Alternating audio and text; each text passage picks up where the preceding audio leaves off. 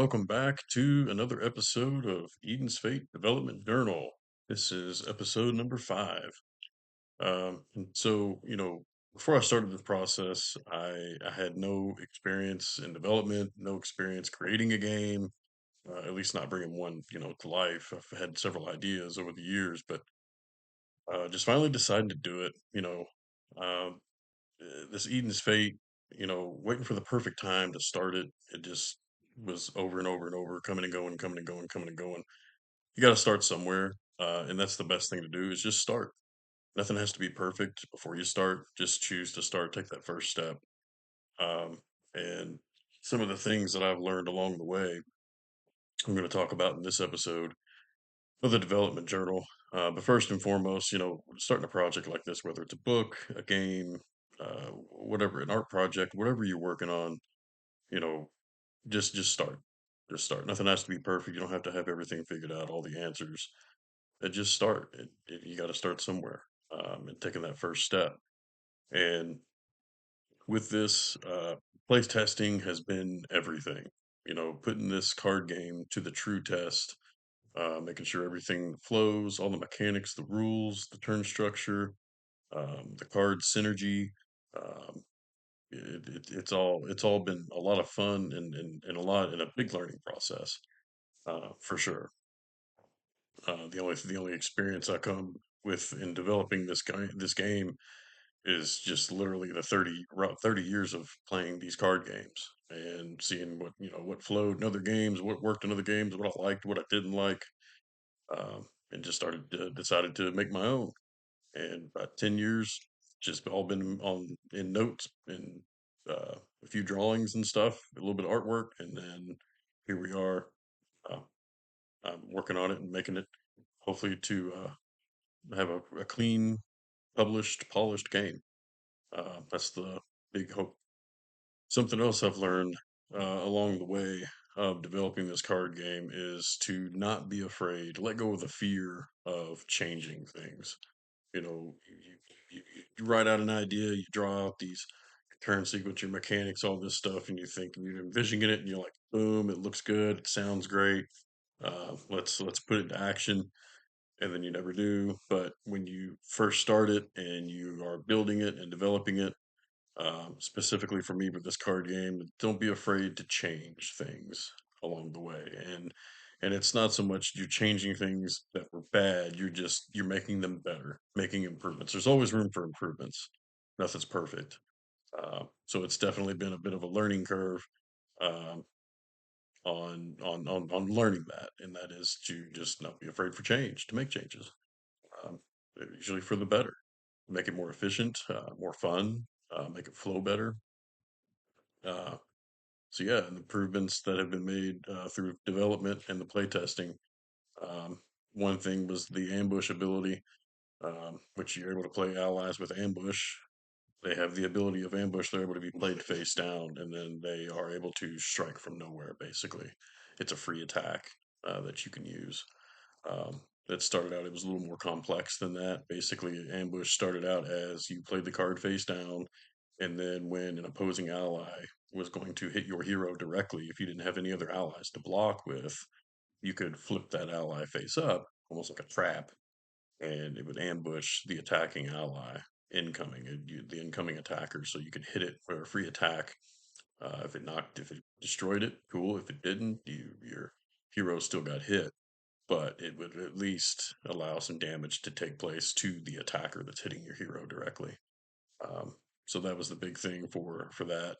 On the turn sequence, another change that has happened, uh, figuring out when to gain a shard and figuring out when to allow your hero to gain the XP to make sure nothing was just happening between the renewal phase, which is the first phase of the turn, and then the threshold, which is the second phase. Uh, Spreading out a little bit where it wasn't just a bunch of abilities triggering in one phase and the next phase, and then you're gaining the shard in one phase and hero gaining experience in the next phase. We split it up a little bit where it wasn't all just in one phase. Um, yeah, it flows better, makes a little more sense. Um, so yeah, so that was the biggest change with the turn sequence.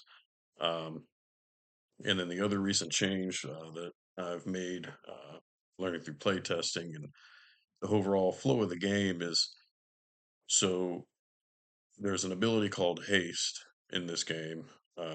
Any Magic players out there watching this know what haste is. It's pretty much the same thing that it is in Magic the Gathering. The ally is able to attack and activate abilities or whatnot the first turn it comes in. It doesn't have it doesn't have to wait a turn for it to take action.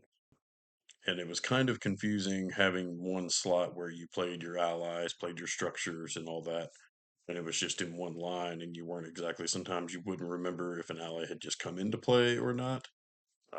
So we've kind of broken the battlefield up into like two areas where it is there's the rally point, which is where your allies are rallying for battle. So they're not quite ready for battle just yet, but they're at the rally point. So that's where they wait for the turn, the next turn coming for them to activate or attack. And then you have the front line, which is your battlefront, and that's where allies who have been in at least one turn uh, are there and ready to go, ready to rock and roll for you. Attack, defend, activate abilities. So that's been the other thing, is just to learn from play testing has been the big game changer, I guess you could say. Haha, game changer.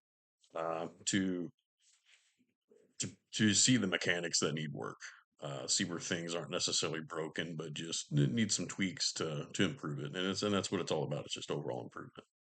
Something else too is just keeping in mind while making these changes is that even small progress is progress. Small steps are still steps.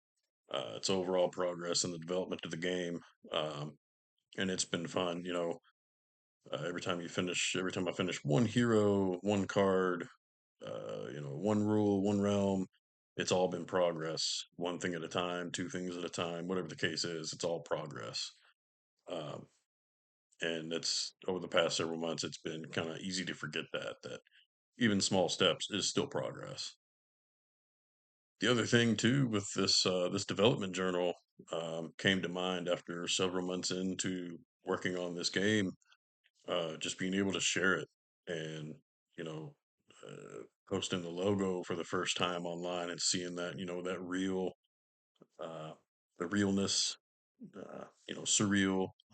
It's kind of hard to believe, and seeing it online um, and seeing it get a little bit of attention here and there, and people asking some questions, making comments and stuff, and it's just cool to see it grow. Um, and so that's the other part of the progress too, is being able to just kind of step back, kind of check it out. Up to this point, we're about 5 weeks into the like online presence that I'm trying to build, and community, and the awareness for this game. About 5 weeks into all of it, and it's been cool to answer some questions, talk to a few people, uh, definitely hear some opinions and thoughts on things, and suggestions.